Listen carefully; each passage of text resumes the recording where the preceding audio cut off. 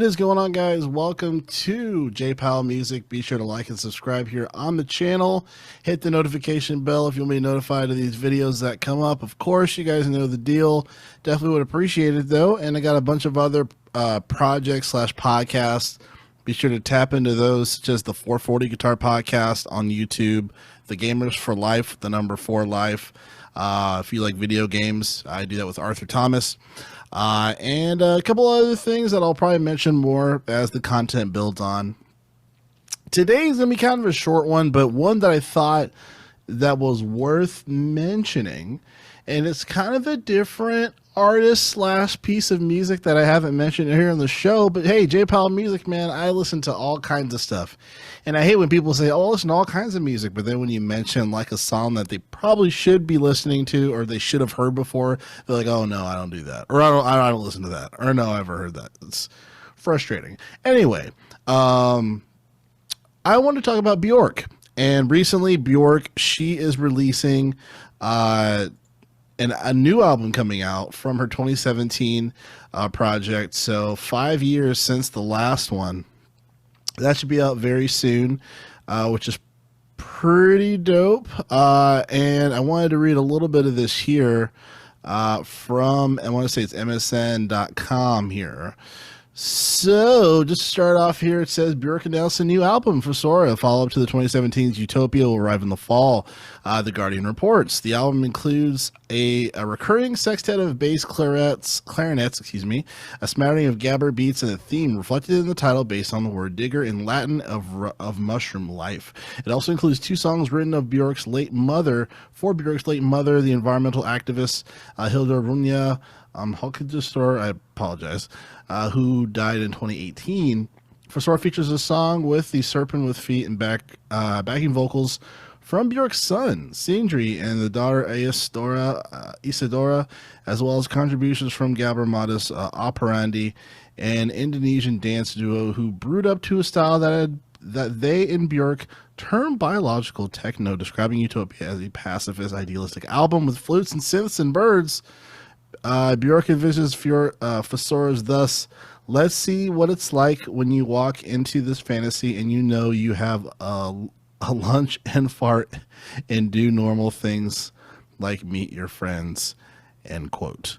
And then it looks like furthermore here it talks about how she's going to have a podcast discussing her albums as well, which I thought was going to be, which is really interesting. Yeah, so pretty interesting stuff, man. I wanted to share a little bit of how I first got into Björk. So I'm not sure what film that I watched growing up. Bunch of movies, big movie person, or used to be. I'm falling off a lot recently. I'm pretty sure I heard this song on one of the films, and it was the joint. It was the song Yoga or Joga. I want to say it's pronounced Joga, from the album Homogenic, which I believe came out in like 1997. And I was really captivated by her vocals, how she does certain phrasing. I didn't know she was Icelandic, so that's kind of fun news for me. But yeah, just incredibly captivated. And I remember listening to that song in particular a multitude of times as a kid growing up. You know what I'm saying? So like that was a song I want to say I probably downloaded from LimeWire or something, and listened to that pretty heavily back in the day. But yeah, I've always been a fan of Björk. And I should asterisk fan, because I haven't listened to a whole bunch of her stuff. I just know in general, I like Björk. I haven't listened to everything, but that Homogenic is one of her most popular albums out of her catalog. So yeah, Joga or Yoga. If you haven't listened to that, check it out. You'll know what I mean. It's incredibly catchy. It deserves to be. If it might have been in one of the. I mean, it's been in a multitude of films, probably, I would imagine. But yeah, so So I just want to talk a little bit about Bjork. Just about, yeah, I'm a big fan. I'm excited to see what she has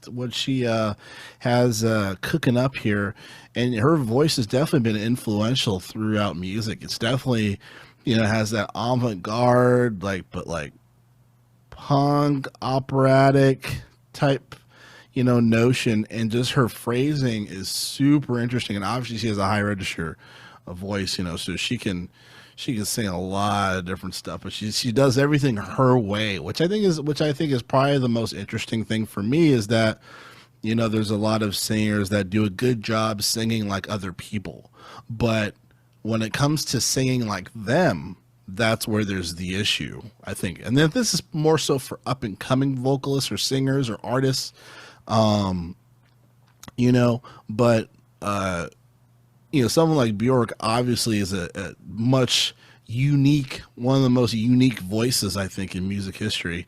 Um, and how she does what she does is wild, crazy. So full respect for me. I just wanted to share that because even though I've listened to too much of Bjork stuff ever since I listened to her for the first time, I was like, yeah, I'm a fan. I like Bjork. I have nothing wrong to say. I think I've just been buried in a bunch of other music. I haven't had the chance to sit down and to really go through a catalog, which I plan to. Definitely.